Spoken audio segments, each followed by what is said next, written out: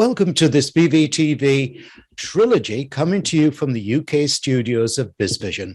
I'm your host, Malcolm Gallagher. This is episode 2 in that trilogy with KAI expert, Dr. Curtis Friedel. Hello again, Curtis. Hello, how are you? Excellent, excellent. Lovely to be talking to you about such an important subject. Curtis, many leaders are in these uncertain times managing their people by assumption or even intuition. Now, that may be good on the surface, but as we know, the danger of the iceberg is below the surface. How should leaders go about unearthing the real problem, which employees may even be hiding from them? Yeah, Malcolm, I think what you are referring to is what Dr. Curtin called a precipitating event.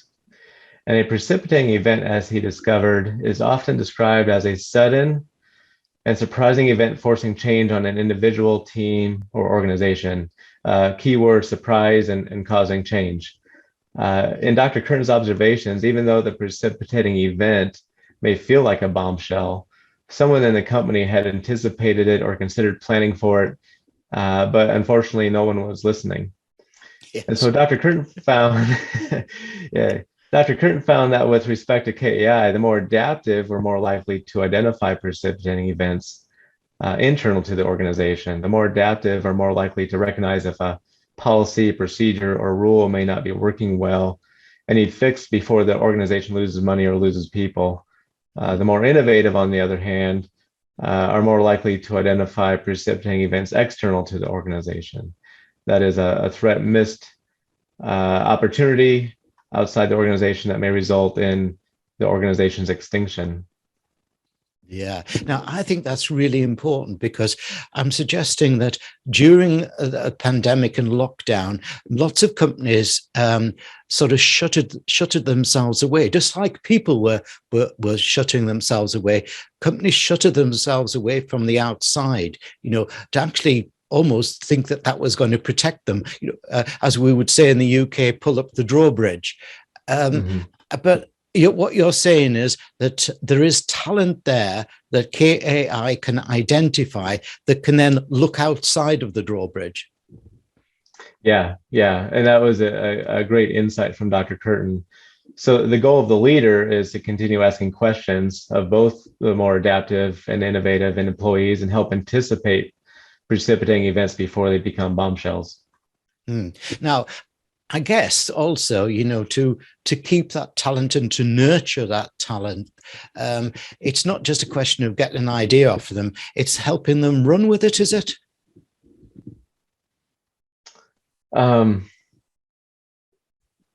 Otherwise, what they're going to be doing is to think, oh, well, they're just taking all my ideas from me, and I'm no longer part of it. Yeah, it's important to make sure you have great group conformity in your team so that there's mutual respect. We all need some structure in working together, and the best teams have a safe space for sharing ideas. So, and the great thing about KAI is we start separating the idea from the person, from the process, and from the technique. And so, we one of the approaches we use is called devil's advocate. And that allows us to pose a question or an idea that can allow the idea to be shared and evaluated on its merit instead of judging the idea based off the person that is giving the idea. So there's no suspicion of ulterior motives or questionable values or even issues of intelligence, but the goal is to focus on the idea for the merit of the idea. And then with respect to precipitating events, is this a yellow flag or a red flag? Should we be sounding the alarms or should we be cautiously preparing? Yeah. Now, since we last met over a year ago, around about a year ago, I've interviewed well over 500 CEOs and thought leaders around the world. And increasingly what I've been finding is the challenge to find new opportunity has not yet been absorbed by companies. They're too busy fighting off what's been around, whereas obviously, there is opportunity in this new world, isn't there? There really is. And it's both adapters and innovators can equally address and find opportunity. It's just recognizing what is needed to move forward and moving forward with that process. And I think a key for leaders thinking about using KAI and leveraging problem solving style is really using active listening skills, which does two things. It builds empathy and rapport with their employees. And if you're listening to the diversity of thought with the most adaptive and the most innovative people, it can also save your company from precipitating events.